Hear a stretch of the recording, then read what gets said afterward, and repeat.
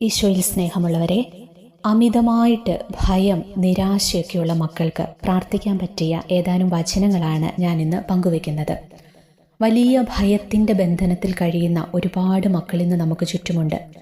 ഇരുട്ടിനെ ഭയം, stage fear, വലിയ ശബ്ദങ്ങളൊക്കെ കേൾക്കുമ്പോൾ പേടിക്കുന്ന അവസ്ഥകൾ, പരീക്ഷാ ഭയം, പ്രതിസന്ധികളെ അഭിമുഖീകരിക്കാനായിട്ട് ഭയം അനുഭവപ്പെടുന്നവർ, അതുപോലെ വണ്ടി ഓടിക്കുന്ന സമയത്ത് ഡ്രൈവ് ചെയ്യുമ്പോൾ അമിതമായിട്ട് ഭയമുള്ളവർ, അതുപോലെ ഫ്ലൈറ്റ് യാത്രകളൊക്കെ ചെയ്യാൻ പേടിയുള്ളവർ തുടങ്ങി പല വിധത്തിൽ ഈ ഒരു ഭയത്തിൻ്റെ പേടിയുടെ മേഖലകളിൽ ബുദ്ധിമുട്ടുന്ന നമ്മുടെ പ്രിയപ്പെട്ടവർക്കായി ഈ വചനങ്ങൾ പറഞ്ഞു പ്രാർത്ഥിക്കുക.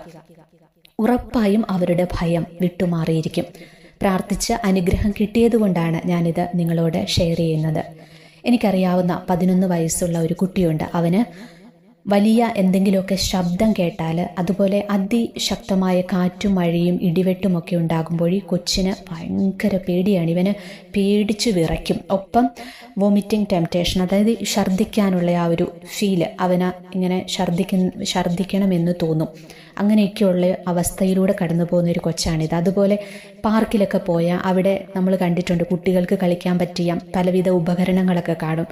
അതിലൊന്നും ഈ കൊച്ചു കയറില്ല. മാതാപിതാക്കൾ ഇവൻ്റെ പേടി മാറ്റാൻ വേണ്ടിയിട്ട് നിർബന്ധിച്ച് ഇവനെ കയറ്റും. പക്ഷെ ഇവൻ വലിയ വായിൽ അല്ലറിക്കരയും.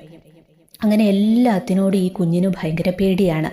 ഈ കൊച്ചിൻ്റെ അവസ്ഥ മനസ്സിലാക്കിയതിന് ശേഷം ഇവൻ എൻ്റെ അടുത്ത് വരുമ്പോഴൊക്കെ ഭയം മാറാനുള്ള വചനങ്ങൾ ഞാൻ ഈ കൊച്ചിനെ ചേർത്ത് പിടിച്ചിട്ട് പറയും. എന്നിട്ട് അവനോട് ഞാൻ പറയും, മോനെ, നീ എന്തിനാണ് ഭയപ്പെടുന്നത്? ദൈവം നിൻ്റെ കൂടെയുണ്ട്. നിന്നെ ആർക്കും ഒന്നും ചെയ്യാൻ പറ്റില്ല, നിന്നെ ആർക്കും തോൽപ്പിക്കാൻ പറ്റില്ല, നീ മിടുക്കനാണെന്നൊക്കെ പറഞ്ഞ് ഞാൻ അവന് നല്ല ആത്മധൈര്യം കൊടുക്കും. അങ്ങനെ ഞാൻ ഈ കൊച്ചിന് വേണ്ടി വളരെ കുറച്ച് ദിവസങ്ങൾ മാത്രമാണ് കേട്ടോ ഞാൻ ഈ മോന് വേണ്ടി ഈ വചനം പറഞ്ഞിങ്ങനെ പ്രാർത്ഥിച്ചോളൂ.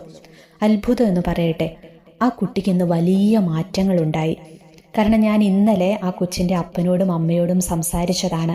അപ്പോൾ അവർ പറയുകയാണ്, ഇപ്പോൾ അവൻ കുറച്ചുകൂടെ സ്ട്രോങ് ആയി, പണ്ടത്തെ പോലെ അവനൊരു ഭയമൊന്നുമില്ല, വളരെ പെട്ടെന്നാണ് അവനിങ്ങനെ ഒരു ചേഞ്ച് വന്നത്.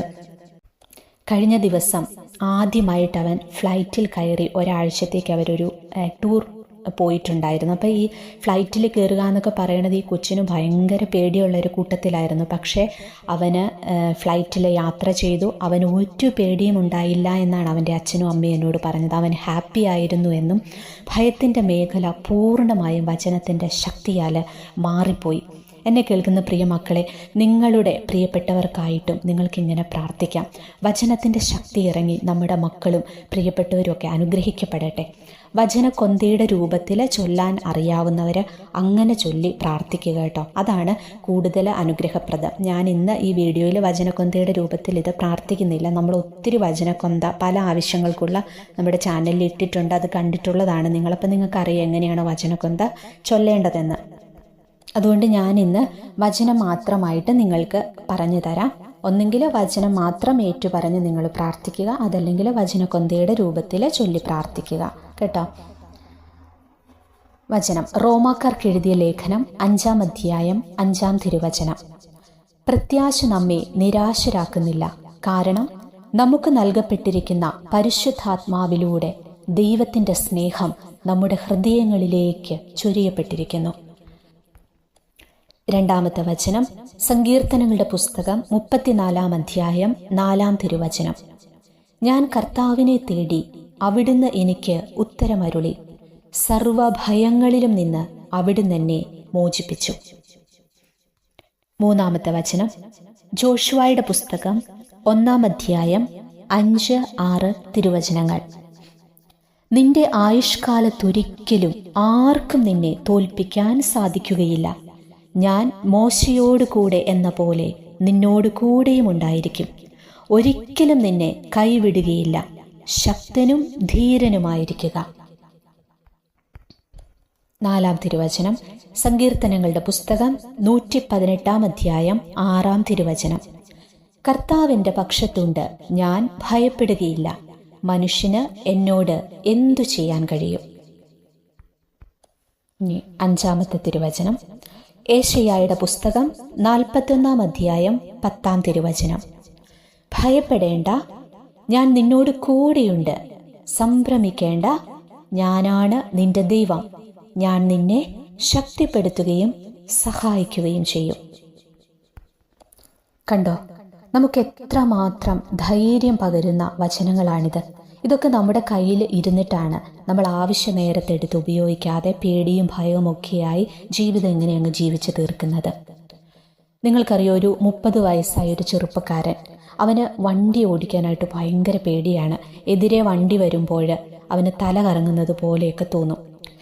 പേടിയാണ്. ഞാൻ അവന് പറഞ്ഞു കൊടുത്ത ഒരു വചനം ഇതായിരുന്നു. ഇവനിങ്ങനെ പേടിയാണ്, വണ്ടി ഓടിക്കാൻ ഭയമാണെന്നൊക്കെ പറഞ്ഞു കൊടുത്തപ്പോൾ ഞാൻ അവനോട് പറഞ്ഞു, മോനെ, നീ യെശയ്യായുടെ പുസ്തകം 41 അധ്യായം 10 തിരുവചനം നീ പറഞ്ഞു പ്രാർത്ഥിക്കുക. വചനം ഇതാണ്: ഭയപ്പെടേണ്ട, ഞാൻ നിന്നോട് കൂടെയുണ്ട്.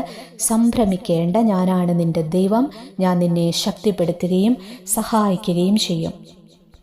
ഈ വചനമാണ് ഞാൻ അവന് പറഞ്ഞു കൊടുത്തത്. എന്നിട്ട് ഞാൻ അവനോട് പറഞ്ഞു, നീ ഇത് എഴുതി നിന്റെ പേഴ്സിലോ പോക്കറ്റിലോ ഒക്കെ നീ വെക്കുക. യാത്രയിൽ കൂടെ കൊണ്ടു നടക്കുക. ഇടയ്ക്കിടയ്ക്ക് ഈ വചനം പറഞ്ഞ് പ്രാർത്ഥിക്കുക. നിന്റെ ഭയം മാറിക്കോളും എന്ന് പറഞ്ഞു. നിങ്ങൾക്കറിയോ, ഇന്നവൻ നന്നായിട്ട് അവൻ ഡ്രൈവ് ചെയ്യും. അവന് ഒരു പേടിയുമില്ല. അവൻ്റെ പേടി പോയി, തലകറങ്ങുന്നത് പോലെയുള്ള അവസ്ഥകൾ മാറി. വിശ്വസിച്ച് ഏറ്റെടുത്ത് പ്രാർത്ഥിക്കുന്നവരിൽ വചനം പ്രവർത്തിക്കുന്നത് ഞാൻ പല അനുഭവങ്ങളിലൂടെ ഞാൻ മനസ്സിലാക്കിയിട്ടുള്ളൊരു കാര്യമാണ്. അതുകൊണ്ടാണ് ഞാൻ ഒരുപാട് വചനത്തിന് കൂടുതൽ മുൻഗണന നൽകിക്കൊണ്ട് പല വീഡിയോകളും ഞാൻ നിങ്ങൾക്ക് വേണ്ടിയിട്ട് ചെയ്തിട്ടുള്ളത്. പ്രിയമുള്ളവരെ, നമുക്കും വചനത്തിൽ വിശ്വസിക്കാം. വചനം ഈശോയാണ്, ദൈവമാണ് വചനം. വചനം നമ്മൾ വിശ്വസിച്ച് ഏറ്റെടുത്ത് പ്രാർത്ഥിക്കുന്നവരിൽ വലിയ അത്ഭുതങ്ങൾ സംഭവിക്കും.